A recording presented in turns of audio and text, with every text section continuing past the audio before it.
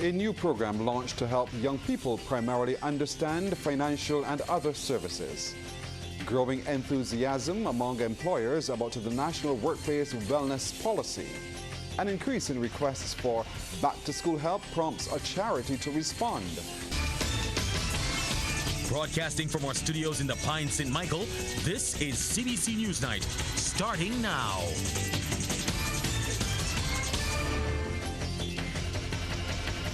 Good evening, I'm Pearson Bowen. A new program is providing the opportunity for Barbadians, particularly young people, to expand their knowledge regarding financial and social security services. It is being made possible through the Community Engagement and Educational Program being spearheaded by the Community Development Department. Minister of Youth, Sports and Community Empowerment, Charles Griffith, says the initiative will help young people better prepare for the world of work. He was addressing the launch of that program at the Valley Resource Center at the Glebe St. George.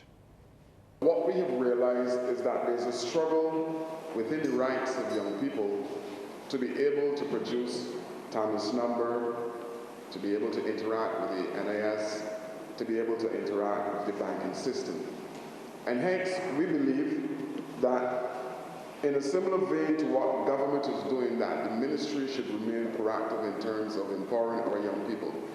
And this program will travel the length and breadth of Barbados, providing an opportunity for those young people who are interested in joining the world of work or being interested in starting an account at a banking system, to be able to do that in an environment that is friendly, an environment that is helping them to move to the next level.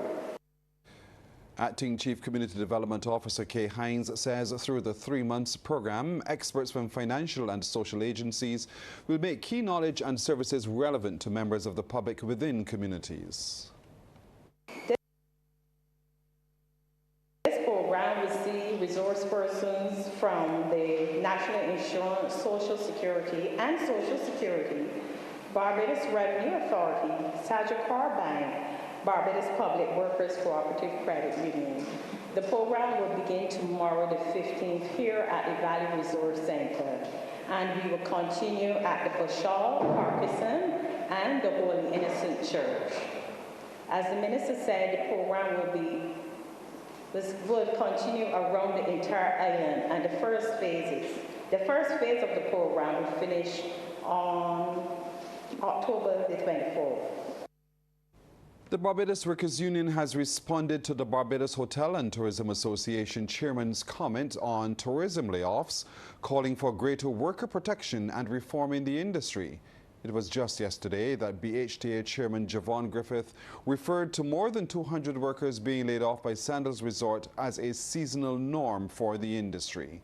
The BWU says, however, there is need for clarity surrounding the move, noting the action is neither normal nor acceptable. It states the description of the layoffs as seasonal by the BHTA cannot and must not be accepted as merely the norm. The BWU says the layoffs are not just about industry patterns or business as usual, but the lives and livelihoods of hundreds of Barbadians. It stresses that tourism is not just another industry in Barbados, and recent reports highlighted the strong recovery of the sector. The union adds the sector's resilience, even in the face of challenges like Hurricane Beryl, shows that tourism is not only recovering in Barbados, but thriving. After outreach and education campaigns, some employers on the island are enthusiastic about the National Workplace Wellness Policy. That policy was approved in 2019 and has been officially operational since 2021. Senior lecturer of the University of the West Indies KFL campus, Dr. Dwayne Devonish, who prepared that policy, says many are eager to learn about how it coalesces with the safety and health at work legislation. He was a guest on Morning Barbados. Now, the policy is not legislative in any way. It is actually providing guidance and support for employers and employees to take on workplace wellness initiatives to allow them to run consistent with the demands of that legislation. But beyond that, I think our role, especially the National Committee for Workplace Wellness, which falls under the Ministry of Labor, Social Security and third sector is to create this environment that employers and employees alike can welcome workplace wellness and related initiatives in their space for the benefit of all. Dr. Devonish notes aside from physical wellness, the national workplace policy covers 9 dimensions, including psychological or mental health. He says this addresses the psychological turmoil that employees are facing. I heard over the news about the layoffs at Sandals. Now that's tremendous layoff anxiety and stress that these employees will be facing. And I'm hoping that the unions and even Sandals themselves can come in to provide support in those cases. Because typically when you have those types of furlough or opportunities or situations where people are being laid off, you typically would have a mental health support system in place for those workers, or having a suite of outplacement services which are designed to help employees to find future employment, especially in the event of a layoff. We also have social wellness, which is a dimension that deals with things like interpersonal harmony at work. Well, some employees of the Caribbean Broadcasting Corporation were in winner's row, copping 2 awards at the 35th Caribbean Media Awards.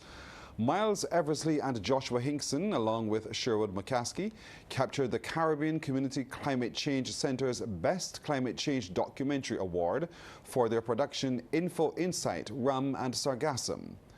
The Financial Literacy Journalism Television Award went to Stacey Russell for her item, News Pulse Episode 4, Financial Health with Exchange Museum. Ms. Russell also received a special mention in the Best Television Producer category. That award, however, was secured by Kadeen Foote of RJR Gleaner Communications Group in Jamaica. The awards were collected on the winner's behalf by radio announcer Joanne Seeley. The Government Information Service, along with Starcom Network, also copped awards during that ceremony in Belize. Now, President of the CBU, Dr. Claire Grant, says the awards come at a time when there are concerns about the many challenges to human content producers from artificial intelligence. She says the awards showcase the best of Caribbean media content. It's been a banner year for the competition, with the largest number of entries ever. This seems to be happening every year, I might add. And so many nominees, as was announced earlier. So many, in fact, that we have had to separate the recognition of those nominees from tonight's gala, where we will spotlight the winners of awards and special mentions. But the full list of nominated organizations and categories is available on the CBU website. Regional grouping CARICOM has been warned that the lives and livelihoods of Caribbean people will be placed at greater risk given predictions for rising sea levels and global emissions. Secretary General Dr. Carla Barnett says regional heads have been deliberate and unrelenting in their advocacy for urgent action. Her comments came during the 55th Annual General Assembly of the Caribbean Broadcasting Union in Belize. Now, fresh off the commemoration of World Breastfeeding Week, efforts continue locally to debunk myths as health officials promote breastfeeding. The week was observed from August the 1st to the 7th under the theme Closing the Gap, Breastfeeding Support for All. Registered nurse and midwife in the labour ward of the Queen Elizabeth Hospital, Nakisha Scanterbury, reiterated that breastfeeding is best given the many benefits for the infant. She revealed on Morning Barbados that some mothers shy away from breastfeeding over fears that it will alter the appearance of their breasts. How I am accustomed to having upright breasts. After I'm finished breastfeeding, what will happen? And I find that that is one of the common things among the young and then the patients. So that's why I say support. Because once you have that support, then those little things you can get over. Well, fellow registered nurse and midwife Crystal Holder says classes are being offered by the antenatal clinic to assist mothers. They offer classes on Wednesdays via Zoom. So if anyone wants to find out any information, they can be able to contact the antenatal clinic at the Queen Elizabeth Hospital and speak to midwife Sherindal Cooper. She runs that program.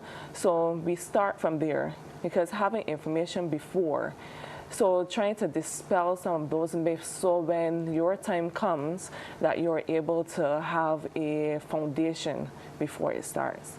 Also, as the person comes to the labor and delivery room, we start from within the first hour. So we actually do skin to skin. Skin to skin means as the baby has delivered, it goes directly onto the skin, which is one of the things that are recommended for a baby-friendly hospital. The Faith Marshall Harris Sandy Lane Charitable Trust helpline is seeing an increase in the number of people asking for help to send their children back to school. And founder of the helpline, Faith Marshall Harris, today donated thousands of dollars to S. Abed and Company Limited for the benefit of children from vulnerable families. While making the presentation at Abed's in Swan Street, she says the students in need range from nursery to secondary school level. What is different to our back to school package is that this comes out of the helpline. We have a helpline that people call us with matters that are distressing them, where they need an intervention of some kind. And out of this, each year I draw up a list of children that I feel that the back to school package will help them settle, for example, in a new school. Our cases come out of other matters, which are not all material. Sometimes there's a question of harassment at the school. Unfortunately, in one case of an assault at school where they've got to move on, so we help with the back to school in that case. And Managing Director of Abed's, Eddie Abed, says with the increase in requests annually, more corporate entities ought to join the cause in getting the nation's children back to school. Well, it becomes difficult because the pot from which you can help is only so large. And it just, in my mind, should bring attention to perhaps more corporate citizens getting involved, seeing if they can assist. I assure you that you would never know by sitting in your office who needs and who don't need. Barbadians are very proud, and you would never ever be able to tell the difference.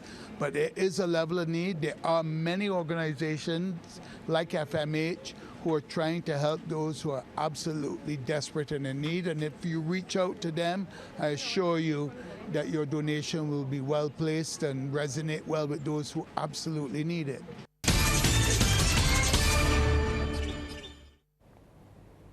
Time now for Sports Night, as we're joined this evening by Mark Seal. Mark, good evening. Very good evening. Going to start with cricket, where the West Indies will be looking to claim an outright win in the second test against South Africa beginning tomorrow.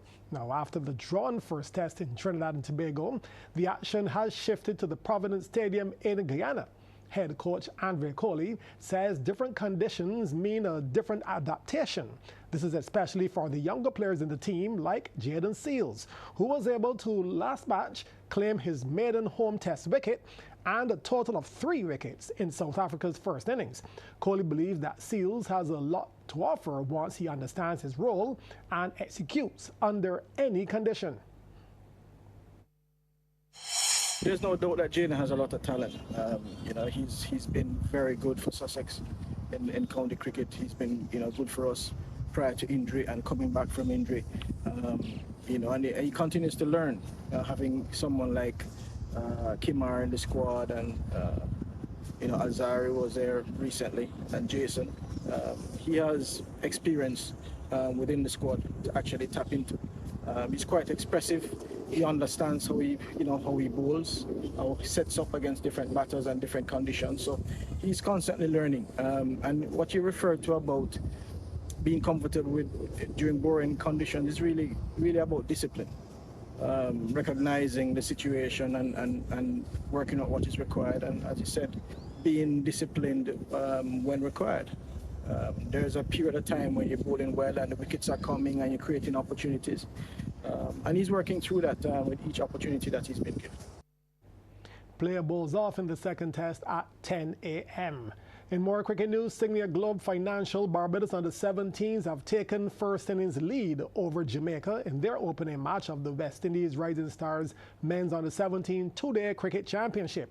Playing at the National Cricket Centre in Couva, Trinidad, Jamaica under-17s batted first, but were bowled out for 103. Shaquan Bell took 4 for 12, Damani Roach 2 for 11, and Zachary Carter 2 for 14. Barbados under-17s in their first innings are 188 for 4 at stumps. That's a lead of 85.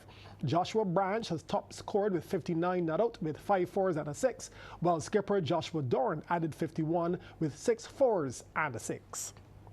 And staying with more cricket news, Nicholas Pooran and the Northern Superchargers have moved into the second spot of the 100 men's tournament after defeating Andrea Russell and Sharon Hetmeyer's London Spirit last evening. Playing at Headingley, London Spirit were sent into bat and made 111 for 8 of their 100 deliveries. Ravi Bupara top scored with 31, while Hetmeyer contributed only 5 and Russell only 3. Player of the match, Adil Rashid, took 3 for 16. Superchargers were comfortably ahead of the run rate on 64 for 1 after 44 balls when the skies opened, thus winning the match by 21 runs via the DLS method. And that result in their final preliminary match means Superchargers will need other games to go in their favor if they are to reach the elimination match, as they are currently in third place on 11 points and only the top 3 teams will make the playoffs. London Spirit, on the other hand, they have been knocked out of the tournament as they are lowly on the 7th team on just 2 points. That's the first half in sports. Person, when they come back, we'll get an update on the National Stadium. All right. Thank you, Mark. We're coming back, though, with our business report. In business, a new designation for Harris Paints has positioned the company for further growth and a bigger slice of the market. That's how Senior Vice President for Sales and Marketing, Luke Ticknard, views the company's products making the approved list by the Master Painters Institute of Canada. Trevor Thorpe reports. The milestone comes on the heels of the company's 50th anniversary celebrations, and the Senior Vice President says they are quality-focused and preparing for further growth. He outlines the benefit of being listed by the Master Painters Institute of Canada. I think, we're competing as a Caribbean smaller company against large international companies. There's in certain communities, like the architectural community, there's a take it for granted that the North American or European products are high performance and better quality. So now that we are listed right alongside them, visible to anyone who wants to go to the Specified Paint website, as being approved and fit for purpose, it allows us to punch above our weight and play with those big guys on some of the larger projects around the region. Newly minted architectural coating technologist Susan Yard is one of 3 Barbadians to receive the ACT accreditation. She is proud of her achievement and shares a bit about how it's been accomplished. I've been with the company for the last 23 years and counting, so I would have started at the bottom and went from department to department while gathering a whole set of information, learning the different substrates, how to use them, what paint works, what doesn't work, what's the best thing to do in a situation. So it gives you, good knowledge, very good knowledge. Dwayne Drakes tells the business report it called for long hours of study and dedication.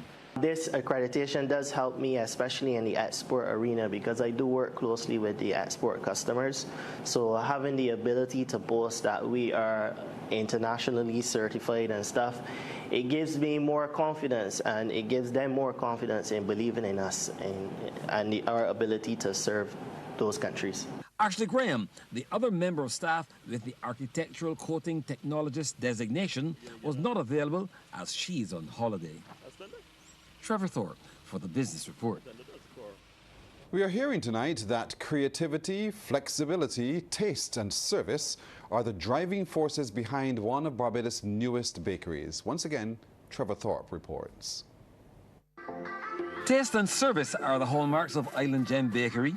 Manager and owner Gabriella Mitchell tells the Business Report they became the main drivers of the business after she listened to customers and was determined to give them what they want. I won't say that there aren't people that have high quality products. A lot of our competitors have some very nice products, so we try to maintain a very high quality and also keep a creative aspect to our items. And then we also focus very heavily on giving the customers exactly what they need. So we can brand anything, we can cater to any theme, any event, any number of persons, and we can be very flexible with that. The bakery manager said the market has an overarching influence on how the industry operates. So our custom kits is our specialty. We pride ourselves in being able to cater to any event, any size, any specification. So right now I bought a CBC TV 8 themed cake that we printed it in edible paper, and it's fully edible. Ms. Mitchell said they are also looking to strengthen their position in the marketplace while also paying attention to opportunities already opening up in the overseas markets. Trevor Thorpe for the Business Report.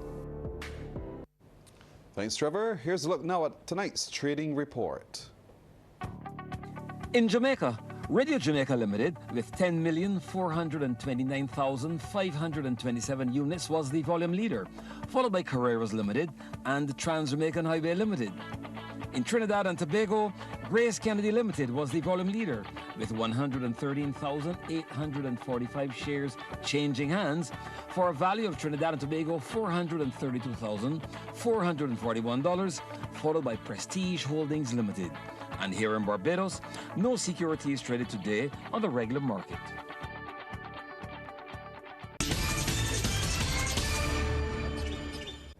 And more sports. Mark is back with news on the stadium. Mark? Indeed. Sports Minister Charles Griffith says the delay in the construction of that national stadium is no fault of government. The minister says the contractor, which is to be provided by China, is responsible for both the demolition and the construction of the stadium. And as soon as one is identified, the team will be on the island to work.